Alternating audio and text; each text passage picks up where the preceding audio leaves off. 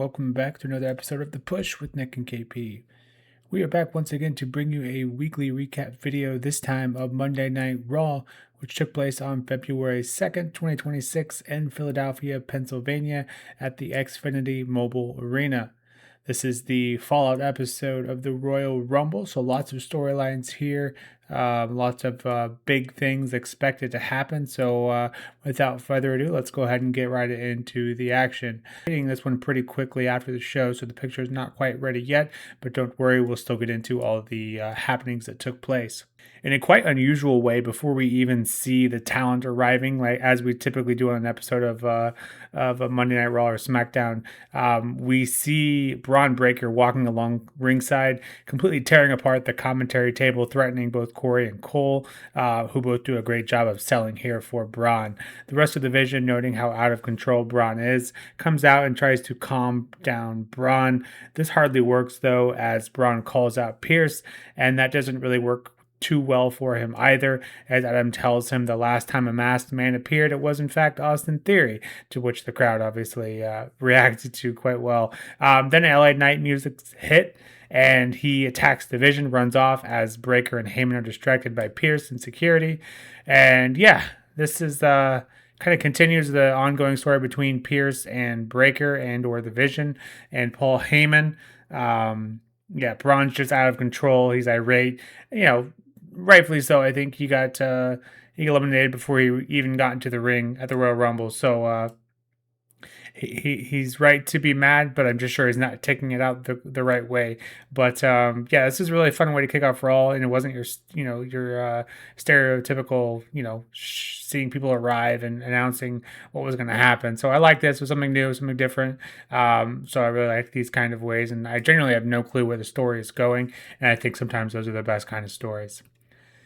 Getting into the first match of the evening, we have Javon Evans, who was announced as the Iron Man of the Royal Rumble in his Royal Rumble debut at 40 minutes and 58 seconds. He's going up against El Grande Americano. This is a rematch of last week's match that got cut a bit short due to Javon's potential injury. And speaking of injury, Javon is clearly less than 100% here. Bandages and tape all over his right arm and shoulder, but this does a decent job. He does a decent job still of hanging with El Grande, who was obviously accompanied by Rio and Bravo doing their part as well. But just when it looks like El Grande and co are going to pull their typical shtick here, we hear the entrance of the original El Grande, providing just enough of a distraction for Javon here to hit that OG cutter to get the win, as it's clear we are on the road to some sort of identity crisis between a couple of legendary luchadors. For Javon to pick up the win here, obviously that was big. He's clearly, like I mentioned, not 100%. I thought this was a good kind of way of running it back. I'm assuming maybe that could have been the story last week, but with Javon, getting cut short, maybe this was kind of the pause and press play again on that whole storyline here. But a good amount of action here, and unfortunately, one of the few matches we do see throughout the evening. The next promo we have here is Gunther heading to the ring, doing his worst AJ Styles impression. Once the crowd figures out it is not AJ, they let Gunther hear the displeasure they have for him and the man who ended the Phenomenal One's career. Gunther, now supporting the moniker of the career killer, lists off some of the names of the careers that he has ended, but is then cut off by Dragon Lee, who is out to defend his former tag partner, and is actually doing a pretty decent job of it, flying around the ring and doing some damage to the ring general until Gunther is able to clock Lee with the ring bell, and then it's all Gunther from there and ends up choking out Dragon Lee over the ropes in a pretty brutal looking spot. But props to the efforts of Dragon Lee here, but unfortunately for him, it just wasn't enough. Gunther just continuing this mad streak that he's on and continuing to take out anyone and everyone who gets in his way. We then see the Roar Raiders in the ring, Eric and Ivar, who are sitting in the ring awaiting their opponent, which Graves said was supposed to be a tag match, but are instead greeted by the ruler Oba Femi, who casually marches down to the ring and completely dismantles one of the toughest tag teams in WWE. Just wow, what a statement. And according to Cole and Graves, he's still a free agent, and whichever brand is lucky enough to get Oba, good luck to whomever has to come face to face with this man, because Couple this with his Royal Rumble debut, I think it's clear to say that this man is going to be a force to reckon with for many, many years to come. We then see the Bella twins, both Nikki and Brie, make their way to the ring, and their message is simple. It's clear. They claim that they are one of the original tag team, women's tag team, and they are here because the division is better than it ever has been, and they want a piece of that tag team championship. So simple, maybe a little too simple for me, but regardless, just kind of making their presence known. We then see a match between Penta and Division's own Bronson Reed, who, of course, is joined by Paul Heyman, Logan Paul, and Austin Theory.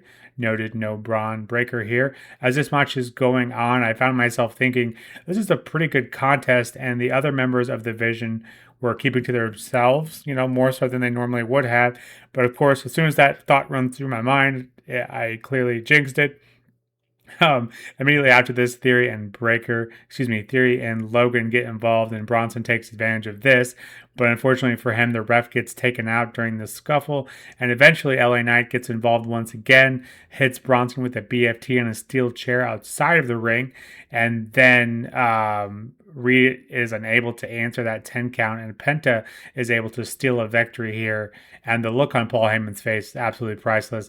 I do, however, fear for whomever ends up on the receiving end of the wrath of Division, because clearly between Braun Breaker, Paul Heyman, two guys you just don't really want to get on the bad side of. Couple that with Logan, Bronson Reed, and Austin Theory. I fear for whoever is on the receiving end here. But I don't know. It was a decent match, I guess, but didn't really do anyone any favors outside of just getting LA Knight some more revenge here, but it didn't really help Penta out that much. He was getting dominated pretty much the entire match. Bits of offense here and there, but in the grand scheme of things, you could definitely argue there wasn't much of a point to this. But I guess LA Knight continuing to kind of be that thorn along with Adam Pearce. Yeah, we'll see where they go. We'll see where they go from here. We then see a returning Dominic Mysterio. He says the only reason he came back was to congratulate, celebrate, and announce the 2026 Women's Royal Rumble winner, and that is, of course, Liv Morgan. The Philly crowd chants to Liv that she deserves it, to which she responds with, "I know, and I declare myself the greatest Women's Rumble winner of all time." She then goes on to say she knows that we all want to know which champion she will choose for her main event title match at WrestleMania, to which she says she doesn't know yet and that she's going to pay SmackDown a visit to assess the situation over there, as they tend to, at least one of the champions or winners always tends to do. Then Liv introduces Big Sexy herself, Raquel Rodriguez, who addresses the elephant in the room immediately and asks why Liv eliminated her on Saturday. Liv simply brushes all of this off and says it's not like that. And then Raquel simply asks Liv to stay in the back to prove to everyone that she can win this Women's World Championship on her own. Getting into that title match now, Raquel Rodriguez versus Stephanie Vaquer in a Philadelphia street fight for that Women's World Championship. This is a pretty hellacious fight here. Both women taking their fair share of bumps, which included a wide variety of weapons, because you just have to do that when you're in Philadelphia. This is awesome chants can be heard from the crowd, which is, I think that's a compliment in itself, considering the crowd. The ref continuously is checking on Vaquer here. I'm not sure why so many times this was happening. There was some kind of communication issue here, or there was, if we are legitimately worried about Vaquer and her injury. I'm not really sure. But regardless, getting to the end of the match here, we see both Liv and Roxy try to get involved despite Raquel asking for everyone to stay back. But Vaquer is able to block both attempts anyways. In the end, Vaquer is able to retain her Women's World Championship here. Post-match, Liv gets involved once again, hits Vaquer with an Oblivion, and holds up that Women's World Championship just to kind of see how it feels. But this is a good match. Wasn't perfect. Lots of, as these things tend to go, lots of weapons involved, so there were some, mishaps here. But I didn't think it really affected the match in the grand scheme of things. But just a bit sloppy here and there. But I felt like the match itself was pretty good. But you do have to feel bad for Raquel here. She cannot get a clean title match to save her life. And between being eliminated by Liv and then Liv now costing her once again, you have to feel for her there. I really thought, maybe it's just wishful thinking, I really thought we were going to give Raquel a chance here, especially if Vaquer's injury was legitimate. On that note, though, Vaquer's new music, new intro music, I am not a fan of. I really liked the last one. I don't know why they feel the need to change that, but maybe they'll come to their senses and change it back. But it's really a step down, at least in my opinion.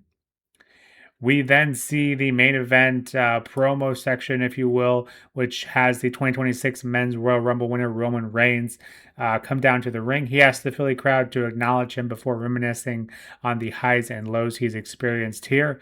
Roman then goes over his options of titles he can choose, to which the Philly crowd very much seems to have a preference, and then is Chicago's own, the World Heavyweight Champion, CM Punk.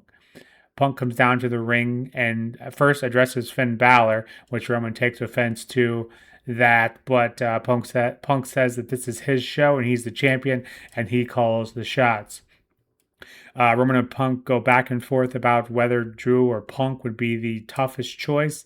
They then go back and forth about who had the better championship reign prior to this one and who is the better full-time or part-time guy, taking digs at each other on that, whether it be a 10-year hiatus or a quarterly appearance, as Punk calls out Roman Reigns there.